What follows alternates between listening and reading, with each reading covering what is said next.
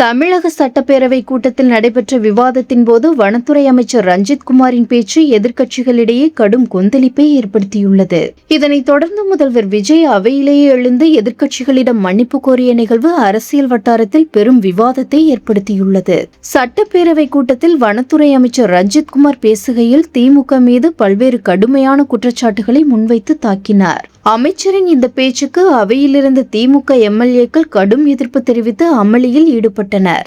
இதற்கிடையில் திமுக உறுப்பினர் ராமச்சந்திரன் உரையாற்றிக் கொண்டிருந்த போது அமைச்சர் ரஞ்சித் குமார் மீண்டும் மீண்டும் குறுக்கிட்டு பேசினார். இதனால் அவையில் கூச்சல் குழப்பம் நிலவியது. இதனை கவனித்த சபாநாயகர் அமைச்சரை அமைதியாக இருக்கும்படி பலமுறை அறிவுறுத்தினார். இருப்பினும் நிலைமை கட்டுக்குள் வராததால் அதிருப்தி அடைந்த சபாநாயகர் வனத்துறை அமைச்சரின் மைக் இணைப்பை உடனடியாக துண்டிக்குமாறு உத்தரவிட்டார்.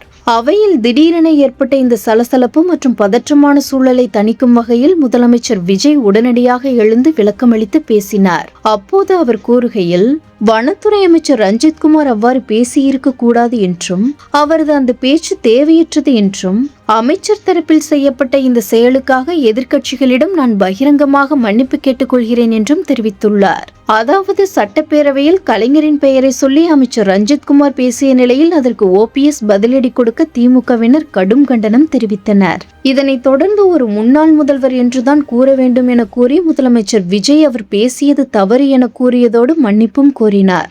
மேலும் சட்டப்பேரவையில் ஒரு துறையின் அமைச்சர் பேசிய பேச்சிற்காக மாநிலத்தின் முதலமைச்சரே நேரடியாக எழுந்து மன்னிப்பு கோரிய இந்த சம்பவமானது பேரவையின் மற்ற உறுப்பினர்களிடையே பெரும் ஆச்சரியத்தையும் விவாதத்தையும் ஏற்படுத்தியுள்ளது.